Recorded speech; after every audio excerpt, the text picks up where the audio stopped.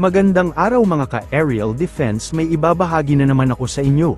Dahil ngayong araw na ito ay may pag-uusapan tayo tungkol sa depensa, China nagbabalak magtayo ng military base sa Panatag Shoal. Ang movable floating platform ng China ay nasa loob pa rin ng Baho de Masinloc o Panatag Shoal, na baka may plano ang China na magtayo ng isa pang base militar sa loob ng Exclusive Economic Zone ng Pilipinas. Ang movable floating platform ay nananatiling nasa loob ng shoal at ang kasalukuyang lokasyon nito umakyat lamang ito sa pinakahilagang bahagi ng shoal, sabi ni Philippine Coast Guard Rear Admiral J. Tariela, tagapagsalita ng National Task Force para sa West Philippine Sea.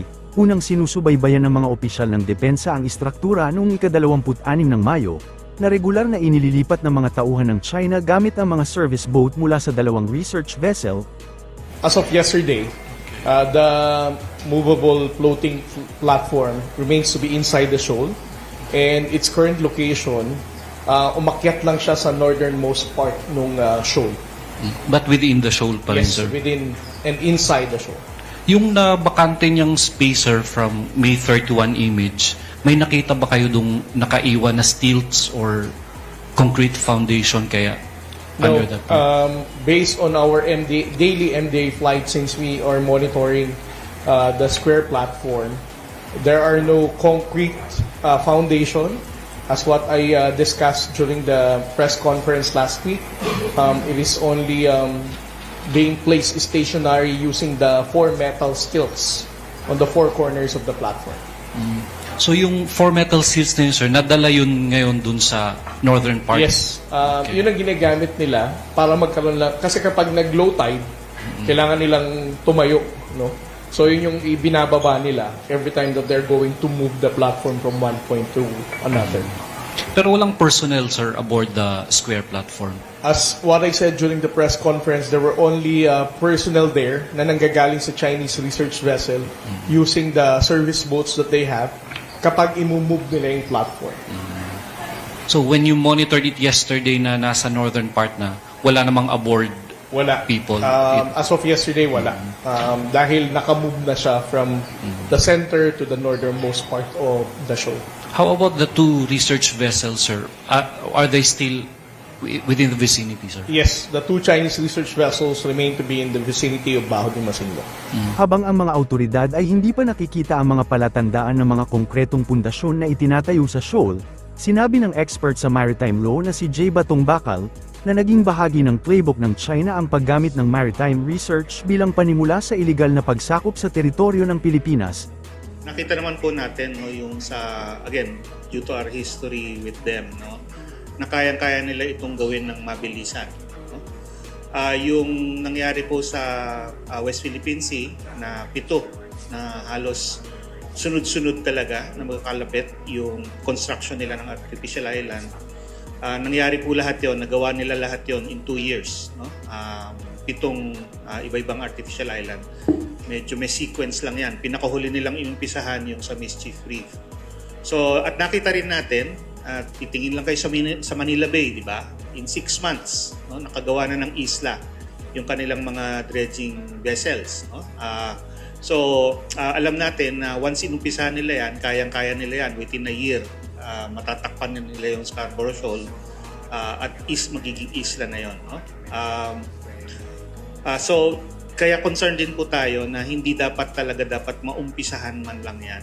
No? Kasi once umpisahan nila yan, mahirap na talagang hindi tapusin.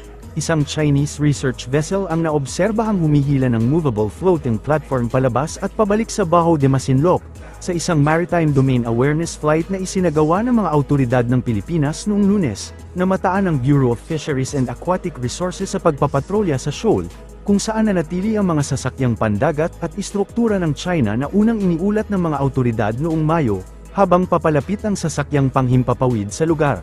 Isang Chinese research vessel na kinilalang Yuzhon UK-6 ang nakitang hila-hila ang floating platform sa tulong ng isang Chinese service boat.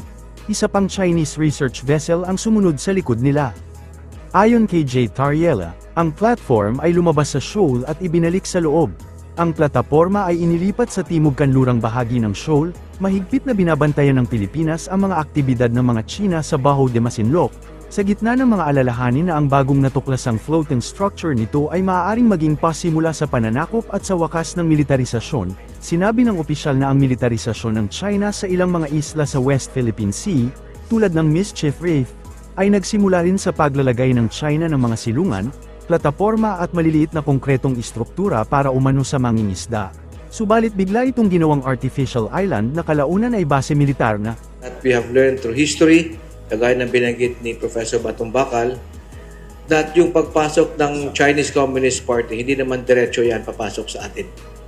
Kung alam natin ang doktrina nila na nagsasabi na the acme of skill, ang pinakamagaling na warrior ay yung pwedeng manalo na hindi gagamit ng, hindi puputok, hindi gagamit ng lakas, yun din ang ginagawa nila sa atin. Creeping invasion. History will tell us what started off as fishermen shelters, naging marine scientific research na platform, na naging HADR or for rescue of anybody in the South China Sea, until such time nag-reclaim sila massively in 2011. Sinasabi nila na hindi ito ma-militarize, but in 2016 yung unang military aircraft ay nagland doon sa Mischief o Panganiban Reef.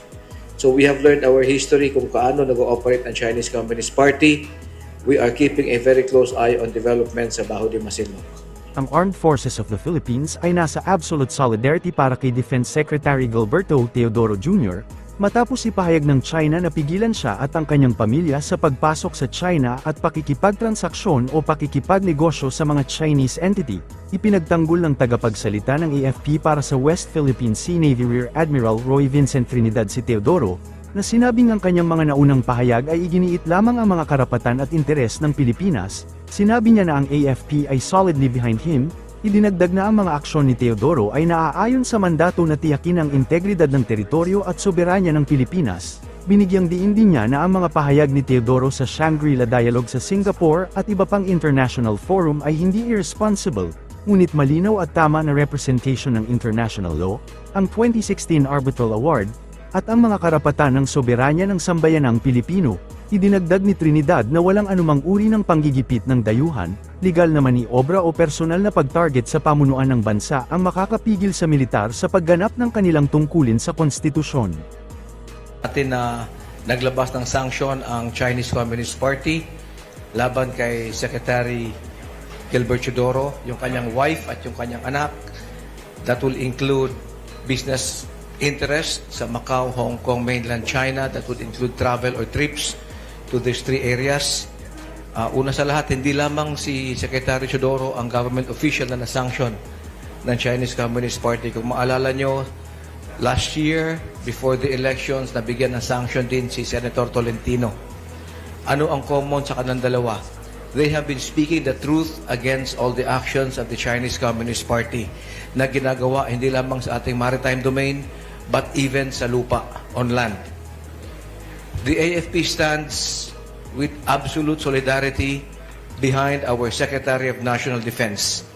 Ang ginagawa niya is simply to expose the truth. Yung katotohanan ay masakit sa Partido Komunista ng China. Mismo yung kanilang mga tao ay sinusuppress ang pagsalita ng katotohanan. Tayo pa kaya, mga foreigners? Nabanggit ng ating SND, he considers this a badge of honor. Ibig sabihin, natatamaan niya sa mga sinasabi niya na pawang katotohanan lamang ang ginagawa ng partido. Pangalawa, ang sinasabi niya ay para sa kapakanan ng ating bansa at ng ating mga kababayan. Pangatlo, hindi siya titigil sa pagsabi ng katotohanan. And behind all of this, your AFP is solidly behind him. Sapagkat yung ating mandato ay tiyakin natin ang integridad ng ating teritoryo, ang ating soberenya, at ang kapakanan ng bawat Pilipino.